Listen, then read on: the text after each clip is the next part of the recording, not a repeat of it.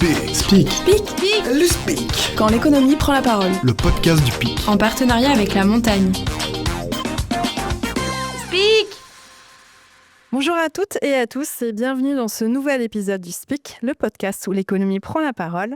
Pour animer ce rendez-vous, Mickaël Mussard, responsable marketing et communication du PIC. Bonjour Mickaël. Bonjour Stéphanie Merzé, journaliste à La Montagne.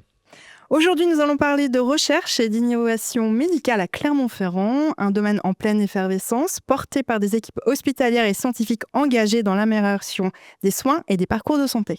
Et pour en discuter, nous accueillons donc deux invités aujourd'hui. Le professeur Anthony Buisson, président de la direction de la recherche clinique et de l'innovation au CHU de Clermont-Ferrand. Bonjour, merci de l'invitation. Bonjour. Et Charles Merlin, chef du service de médecine nucléaire à Jean Perrin, centre de cancérologie à Clermont-Ferrand. Bonjour Mickaël, bonjour à tous.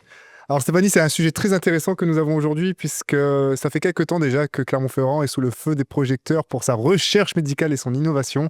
On entend beaucoup parler de prix prestigieux, plus prestigieux les uns que les autres et de services qui sont mis en avant en cancérologie, en cardiologie, en neurologie. Voilà, on entend beaucoup de choses. On a même reçu un prix très récemment et c'est vrai que c'est un sujet qui est au cœur de l'actualité en ce moment à Clermont-Ferrand.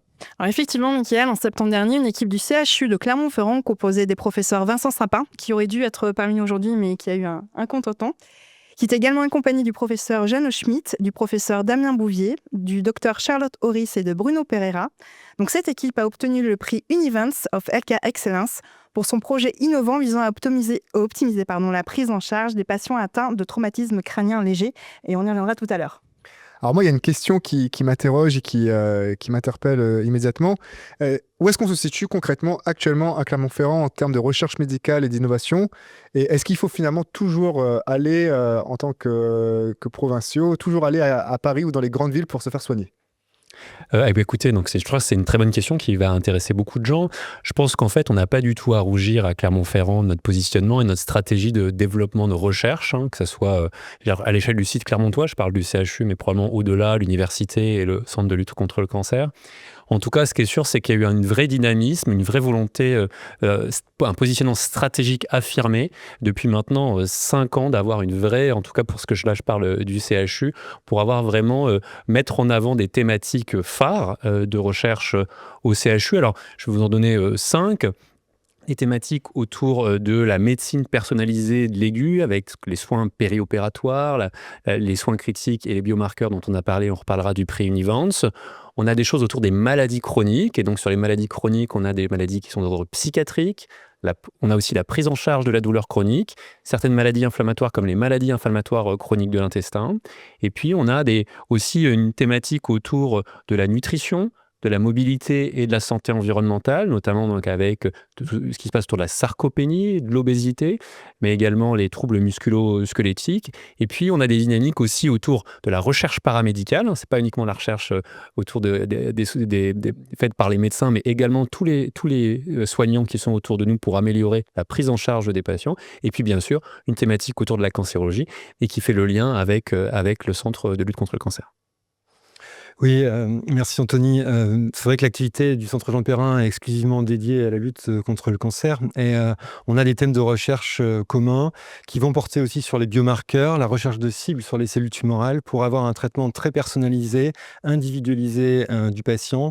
Et on s'est battu localement, dans ma spécialité notamment, qui est la médecine nucléaire, pour que nos patients n'aient pas besoin d'aller dans une grande métropole européenne pour bénéficier de certains traitements, mais leur proposer sur place ces traitements. On avait les moyens humains, les moyens techniques. Il n'y avait pas de raison que les patients aient besoin de se déplacer.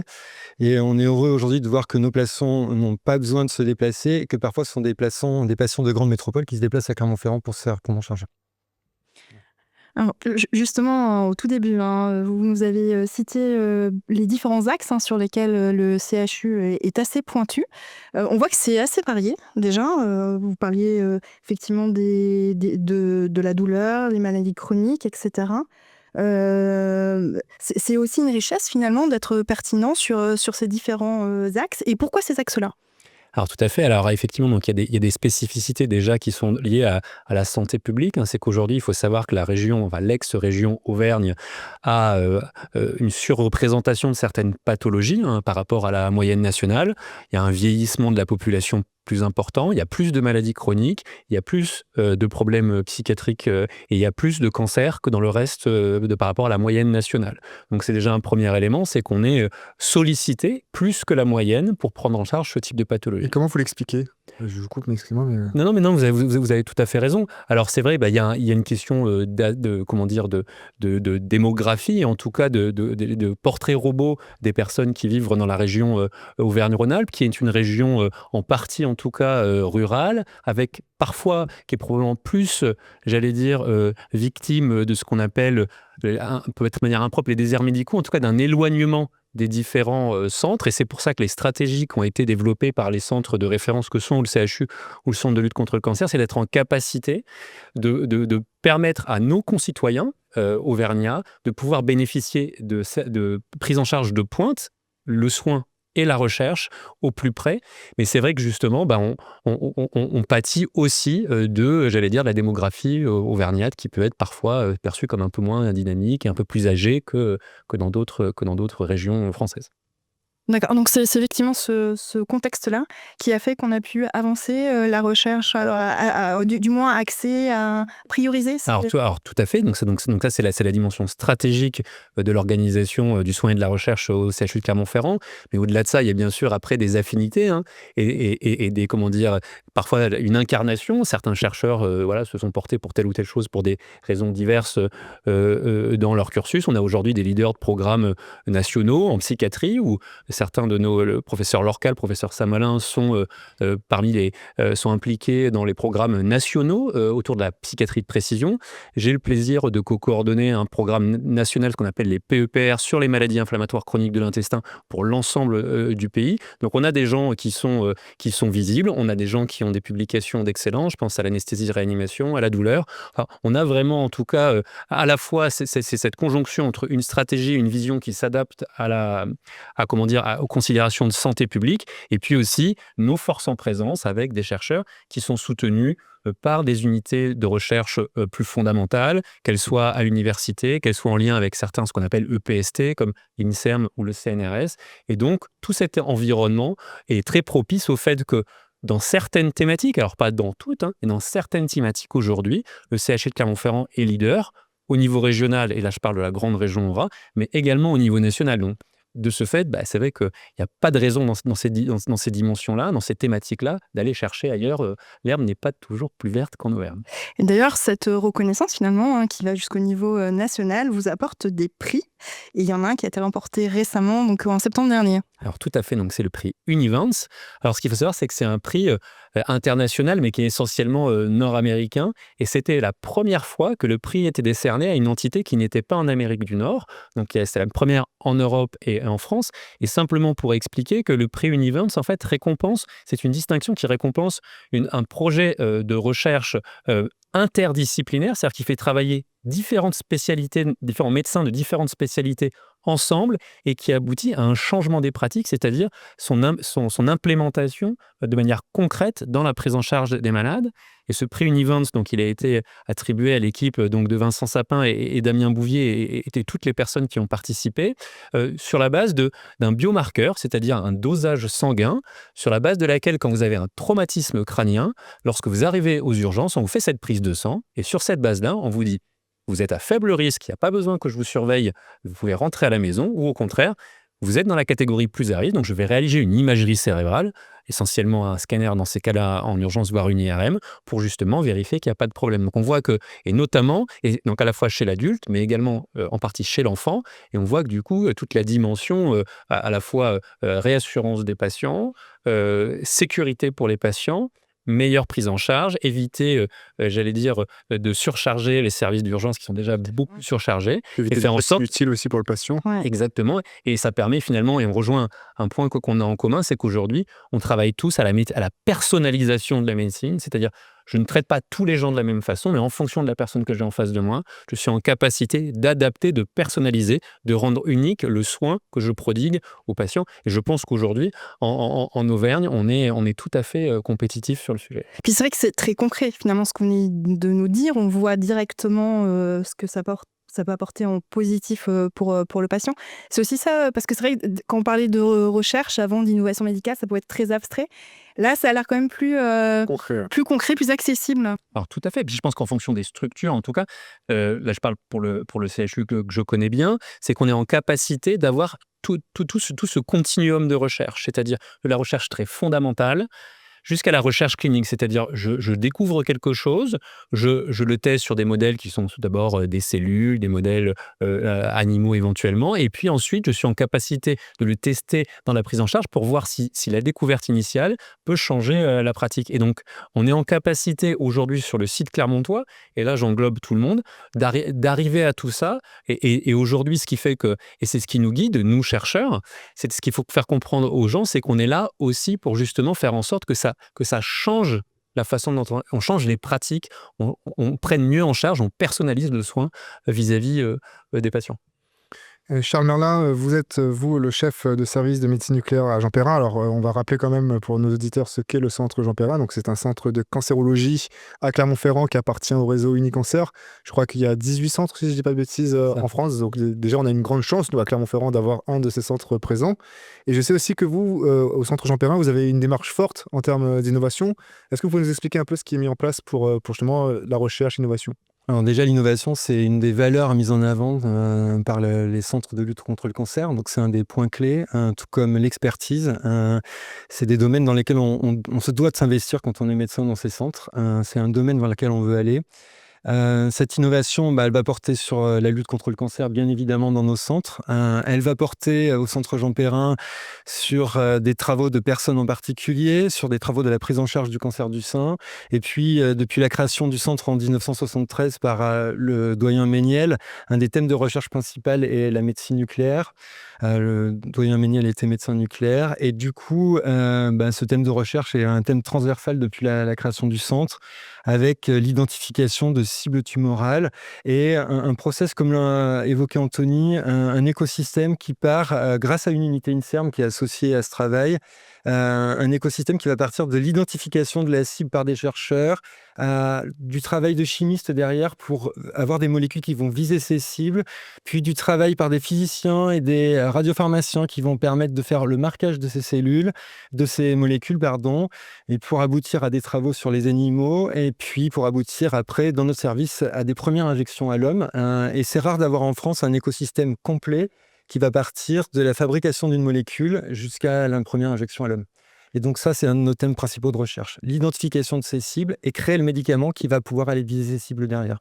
Alors, en introduction, tout à l'heure, vous nous avez dit que vous avez répondu à la question, est-ce qu'il faut encore aller à Paris? Vous avez dit non seulement il ne faut plus aller à Paris, mais parfois même, il y a des gens d'ailleurs, des grandes villes qui viennent à Clermont-Ferrand pour se faire soigner. Alors, c'est pas qu'il faut plus aller à Paris, il faut aller là où l'expertise se situe, et l'expertise, elle se situe pas toujours préférentiellement à Paris. Voilà, on s'est battu il y a plusieurs années, on était pour certaines pathologies obligés d'envoyer nos patients à l'étranger pour des prises en charge, pour des tumeurs digestives notamment.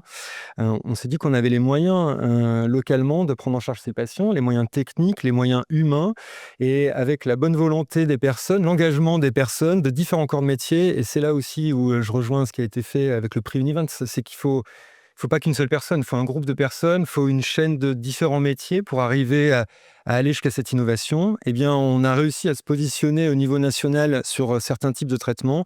Alors, il faut de l'intuition aussi, il faut voir quel va être le traitement sur lequel il va être pertinent de s'engager. Et l'intuition était bonne, on a eu un engagement assez fort pour aller dans cette direction. On a réussi à obtenir ces traitements à Clermont-Ferrand, c'est très concurrentiel au niveau national. Et aujourd'hui, on fait partie des 4-5 centres référents et on poursuit à chercher à chaque fois la nouvelle innovation. La dernière innovation, c'est l'alpha-thérapie. On s'est de nouveau positionné sur ce type de traitement. Voilà, les patients n'ont pas accès à ce traitement à Paris pour l'instant et viennent à Nantes, à Nancy, à Lyon, à Clermont-Ferrand pour bénéficier de ce type de traitement. J'ai d'ailleurs entendu dire que vous avez une démarche un peu particulière en termes d'innovation et de recherche au centre Jean Perrin, puisque vous, particulièrement, vous avez tendance à vous intéresser à ce que font les grands groupes industriels qui ont parfois rien à voir avec le médical finalement, et de vous intéresser aux méthodes d'innovation de ces grands groupes. Oui, alors j'ai pas la même formation scientifique qu'Anthony. Moi, je suis médecin uniquement à la base, sans cette formation scientifique poussée derrière. Mais je m'intéresse à l'innovation aussi organisationnelle. et à tout ce qu'on peut optimiser dans la prise en charge de nos patients, dans le flux des patients à l'intérieur du service. Alors, on ne va pas confondre nos patients avec des produits industriels, mais on peut s'inspirer de ce que propose l'industrie pour optimiser l'utilisation des moyens qu'on a à disposition. On voit bien que les moyens à l'hôpital sont quand même limités. La première étape, c'est d'utiliser le mieux possible les moyens qui sont à notre disposition. Et pour ça, on peut regarder ce qui se fait dans l'industrie pour s'inspirer de certaines méthodes. On peut s'inspirer aussi de ce qui se fait dans l'industrie pour la coordination de l'équipe.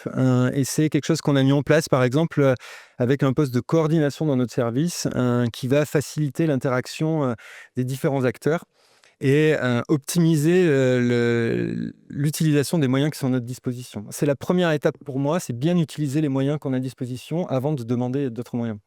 Et d'ailleurs, à Jean-Perrin, comme au CHU, d'ailleurs, il me semble, vous avez choisi d'installer une partie de vos équipes au PIC. Oui. Alors, c'est assez particulier. On se dit pourquoi une structure médicale au sein du PIC, pourquoi ce choix? Alors, je pense que c'est une chance pour nous de faire partie de cet écosystème qui va être un écosystème vivant, qui va regrouper plus de 400 entreprises, associations, équipes de chercheurs.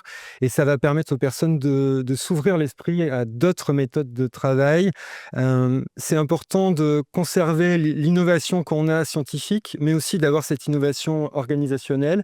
Et dans une période où l'hôpital est un peu en tension, c'est peut-être intéressant aussi de proposer aux équipes de bénéficier des évolutions sociétales dont bénéficient les autres corps de métier en termes d'organisation du travail, de montrer qu'on est ouvert à ça et de pouvoir s'inspirer de ce que font les autres. D'avoir directement des interactions avec le monde industriel, un monde de la recherche différent du monde de la recherche médicale, les associations de patients ou autres, c'est à mon avis un point très intéressant. Ça peut créer une synergie pour nous et ça nous permettra nous aussi de partager notre culture de l'innovation et de faire vivre notre culture de l'innovation. Au niveau du CHU, Ah oui, on est aussi très tourné vers l'innovation, c'est certain, avec des dimensions, j'allais dire d'abord techniques.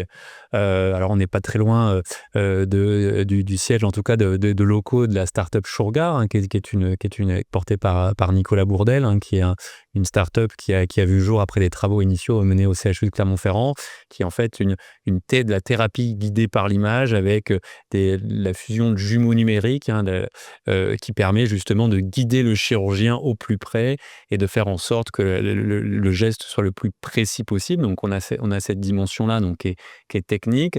On a une dimension bien sûr numérique, il y a une stratégie autour de l'implication du numérique en santé et le CHU a été labellisé tiers-lieu d'expérimentation en santé numérique. Alors c'est un nom affreux pour dire quoi, et qu'on a été sélectionné pour notre capacité à accompagner des entreprises du numérique qui voulaient franchir le cap de la validation et de l'implémentation dans le soin et les aider à la fois d'un point de vue, j'allais dire, l'accompagnement réglementaire, mais également d'être en capacité de démontrer scientifiquement l'intérêt de leurs produits. Et donc ça, dans des thématiques comme les maladies chroniques. Et puis, il y a des choses sur lesquelles on est en train d'aller également.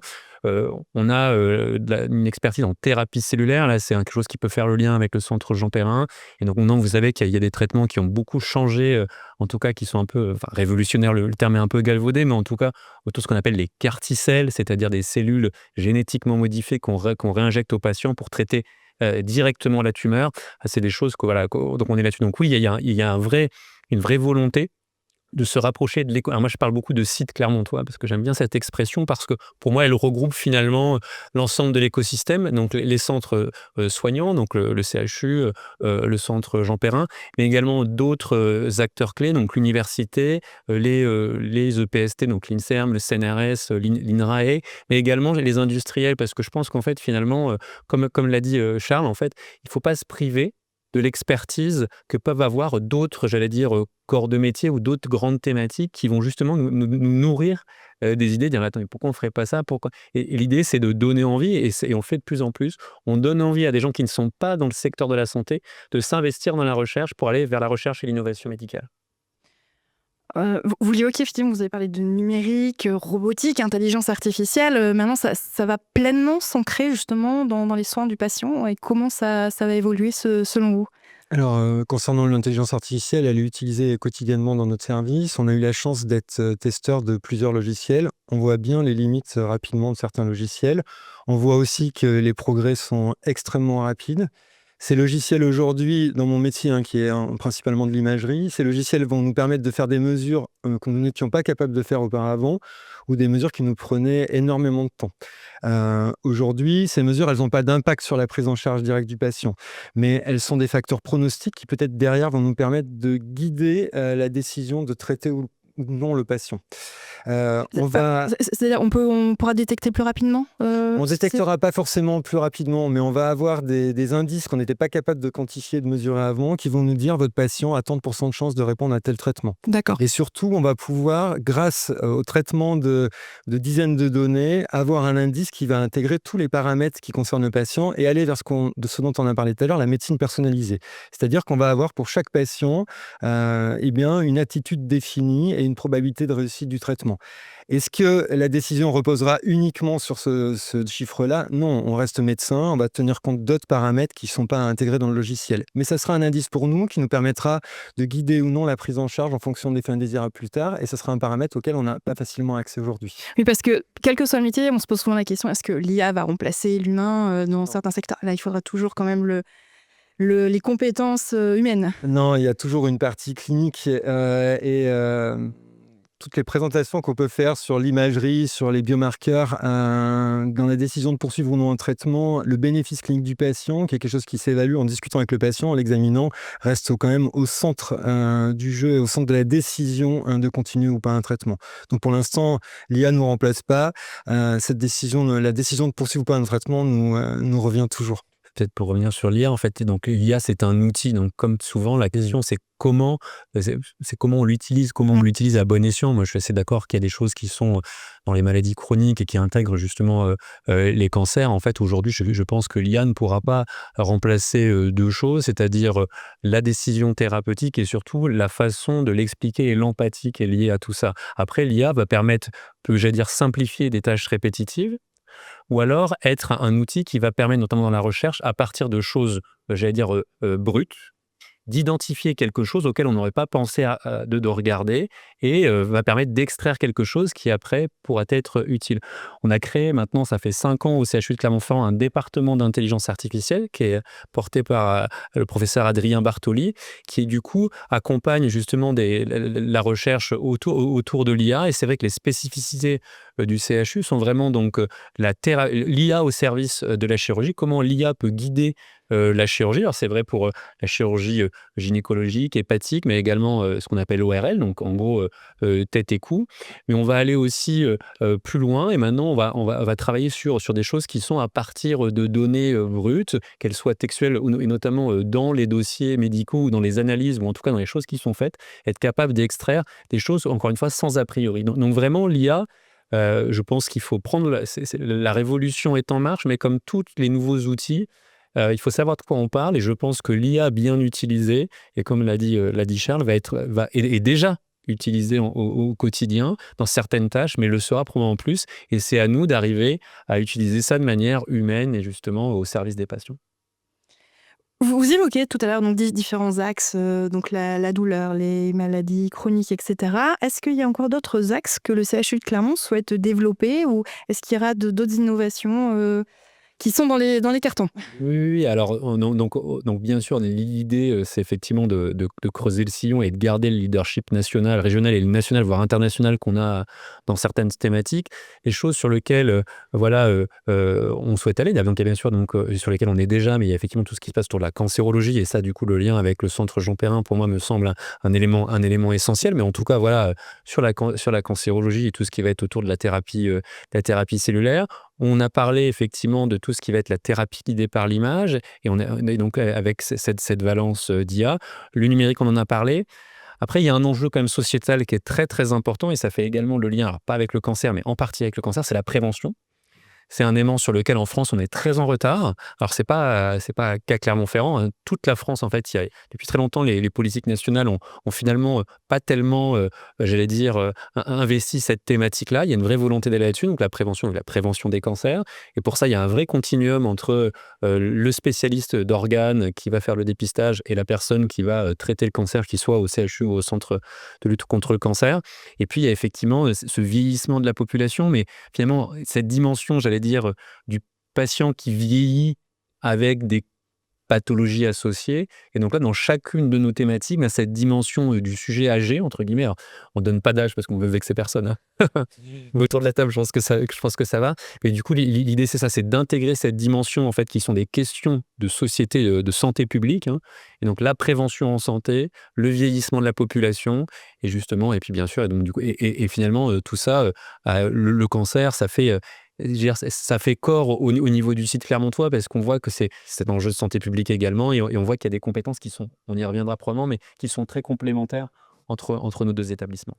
Justement, Charles Merlin, du côté du centre Jean Perrin, je crois que vous aussi, en termes alors là, du coup d'IA et de robotisation, vous avez des nouveautés et des choses qui sont faites pour améliorer le parcours, alors que ce soit au niveau du patient, mais au niveau même des laboratoires. Oui, il y a 2 types de robots qui ont été installés au centre Jean Perrin cette année. Un robot à la pharmacie pour la préparation de chimiothérapie. Et il y a actuellement environ 50% de chimiothérapies qui sont préparées avec ce robot, qui permet de sécuriser le parcours de préparation de la chimiothérapie, d'améliorer les conditions de stérilité, la fiabilité des mesures et des dosages des différents éléments de la chimiothérapie et qui permet aussi de protéger les préparateurs d'une exposition à ces produits qui sont toxiques. Et puis, il y a aussi un robot en chirurgie qui permet aux patients de bénéficier d'une récupération plus rapide, un retour à domicile plus rapide, une cicatrisation plus rapide, qui offre aux chirurgiens une position de travail qui est plus confortable et qui permet de limiter la fatigabilité pendant la chirurgie. Et puis, c'est aussi un outil d'apprentissage pour les internes qui est indispensable aujourd'hui dans un centre qui est universitaire. C'est vrai qu'on ne pense pas forcément à ça, à la formation, à tout ce que l'IA et la robotisation peut apporter de ce côté-là. Oui, c'est capital. Il faut accompagner les internes qui très rapidement nous dépasseront probablement sur les sujets d'IA, mais il faut les accompagner sur ces sujets. Il faut leur donner les outils pour qu'ils puissent appréhender l'utilisation, avoir un esprit critique sur les résultats qui sont fournis par ces logiciels. Alors, on dit se faire dépasser par l'IA, on précise quand même qu'il y aura encore besoin de médecins pour se faire opérer, pour se faire traiter. Oui, on a encore une place pour longtemps. Ouais.